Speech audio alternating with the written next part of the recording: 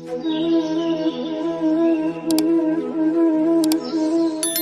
तुंगभद्रा नदी के किनारे एक छोटा सा गांव, और उस छोटे से गांव में एक पंडित जी रहते हैं जिनका नाम है आत्मदेव।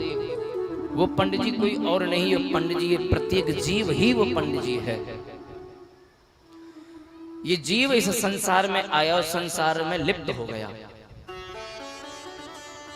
इस जीव ने देखा कि मेरे जीवन में कौन कौन सी वस्तु नहीं है, तो ये जीव परेशान होने लगा और आत्महत्या करने के लिए जंगल में चला गया।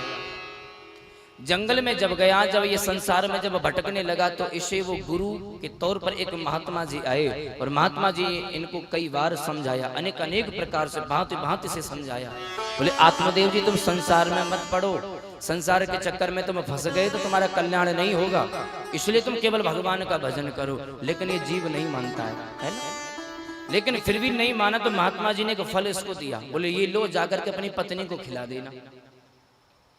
तो ये फल क्या है? बोले ये सत्संग है, ये गुरु का ज्ञान ही वो फल है जिससे तुम ग्रहण करोगे तो तुम्हारा कल्याण हो जाएगा। वो महात्मा जी ने तो वो फल दे दिया, लेकिन वो महात्मा देव जी उस फल को अपने घर में लेकर के गए, ले जाकर के अपनी पत्नी को वो फल उनके हाथों में दे दिया। क्या वो फल अपनी पत्नी को खिलाया? नहीं खिलाया।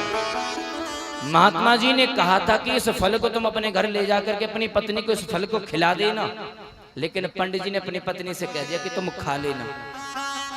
अगर इन्होंने महात्मा जी की बात मान ली होती और अपने सामने ही कहते कि नहीं नहीं धुंधली, तुम मेरे सामने बैठ करके इस फल को तुम खाओ, क्योंकि मुझसे मेरे महात्मा जी ने, मेरे गुरु जी ने ये कहा कि इस फल को तुम खिला देना, इसलिए मैं तुम्हें खिला करके जाऊंगा। अगर उस धुंधली ने उस फल को खा लिया होता तो धुंधकारी का तो नामो निशान ना होता। गाय के गर्भ से होने वाला बच्चा वो गोकर्ण इस धुंधली के गर्भ से जन्म लेकर के आता और इनका कल्याण हो जाता।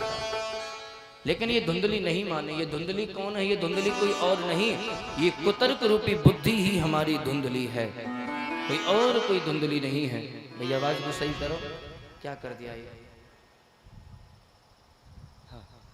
हरी शरण। क्योंकि जब हम लोग सत्संग सुनने के लिए जाते हैं, भगवान की कथाएं सुनने के लिए जाते हैं, तो तब तक गुरु जी कहेंगे, व्यास जी कहेंगे, बोले कथा समझ में आ रही? बोले हाँ महाराज। लंबी लंबी गर्दन हिला देंगे, बोले बहुत जोर से समझ में आ रही। गर्दन तो ऐसे हिलाते जैसे सबसे बड़े भक्त यही हों। लेकिन जैसे ही घर में गए तो ये जो घर में गए तो ये जो कुतर्क रूपी बुद्धि है ना, सारा का सारा ज्ञान नष्ट कर देती है। बोले गुरुजी ने बात कही तो थी, लेकिन वो ऐसे नहीं, वो ऐसे होनी चाहिए। अपने मति के अनुसार उनके ज्ञान को अपने जीवन में ले लिए। गुरुजी ने कही तब तक ही हम भक्त बने रहे, तभी तक उस कथा को सुनते रहे, लेकिन उसके बाद उस कथा का हमारे जीवन में कोई मतलब नहीं। तो ऐसे कैसे कल्याण होगा? महात्मा जी ने भी वही केवल कथा तो सुनी, फल तो ले लिया, कथा का फल तो लिया, लेकिन अपनी पत्नी को नहीं खिलाया। ये पत्नी कौन है? ये बुद्धि ही है पत्नी। धुंधली कुतर्क करने लगी कि महाराज वो ननद को बुलाऊंगा तो सब कुछ चुरा करके ले जाएगी, है गर्भ में कहीं बच्चा रुक न जाए, मेरी मृत्यु न हो जाए, और कुतर्क कर करके उस फल को खाया ही नहीं। जिस प्रकार उस धुंधली ने उस फल को नहीं खाया, ठीक उसी प्रकार ये प्रत्येक जीव भगवान के ज्ञान के उपदेश को अपने जीवन में धारण नहीं करता, और केवल कल्याण न होने का कारण बस यही है।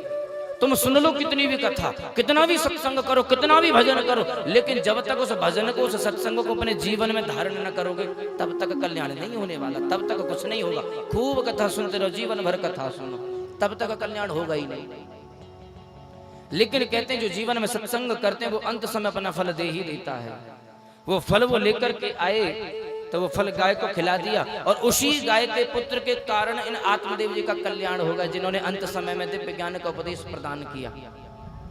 तो जिन्होंने जीवन में सत्संग किया, भगवान का भजन किया, वो तो अंत समय में फिर भी भगवान का भजन करने के लिए जंगल में चले गए और भगवान के दसम स्कंद का पाठ करके मुक्त हो गए। लेकिन जिनका जीवन सत्संग से हीन था, जिनका जीवन गुरु से हीन था, जिनका जीवन भजन से हीन था, ऐसी धुंधली आत्महत्या करके मर गई। तो जिनके जीवन में सत्संग नहीं होता, गुरु नहीं होते, भगवान की भक्ति नहीं होती, उनका भी यही हाल होता है जो धुंधली का हुआ।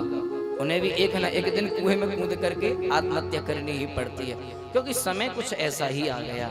बिना भगवान की भक्ति के हम सबका कल्याण हो ही नहीं सकता है। आज वो प्रत्येक प्राणी कल्याण हो गया। अब हम लोग विचार करें कि जब वो प्रथम श्रेणी का प्रेत जो धुंधकारी था, वो भगवान की कथा, भागवत की कथा सुन करके मुक्त हो गया।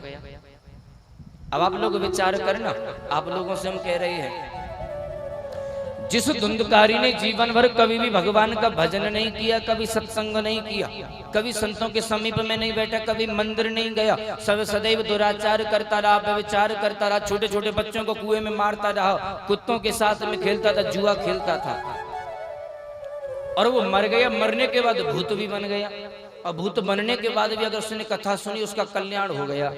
तो आप लोग विचार करें, आप तो जीवित हो ना, आप तो नहीं मरे। और जितना बड़ा वो धुंधकारी पापी था, इतने बड़े तो हम भी पापी नहीं हैं, हैं? उसने तो कभी सत्संग नहीं किया, कभी भजन नहीं किया, लेकिन हम लोग तो करते हैं ना। भले ही वो किसी भी मन से करें, लेकिन करते तो हैं। जब वो मरने के बाद भूत बन करके भी जब वो मुक्त हो सकता है, क्या हम लोग जीवित भी मुक्त नहीं हो सकते? हो सकते हैं, लेकिन कब? मन धुंधकारी जैसा बनाना पड़ेगा। जिस प्रकार से उसने भगवान की भक्ति का, भगवान की कथा का मनन किया, चिंतन किया, अपने जीवन में उस कथा को उतारा, हमें भी उसी प्रकार उस कथा को अपने जीवन में उतारना पड़ेगा। कथाएं जो कहती हैं सनी ऊपर फर्क नहीं पड़ता है, तो ऐसे कोई कल्याण होगा? कोई भी कभी भी कल्याण नहीं हो सकता है। जीवन में अगर भक्ति चाहते हो, कल्याण चाहते हो, तो भगवान की भक्ति को, भगवान की कथा को अपने जीवन में लेकर के आओ, तभी कल्याण हो सकता है। बोले गोविंद भगवान की।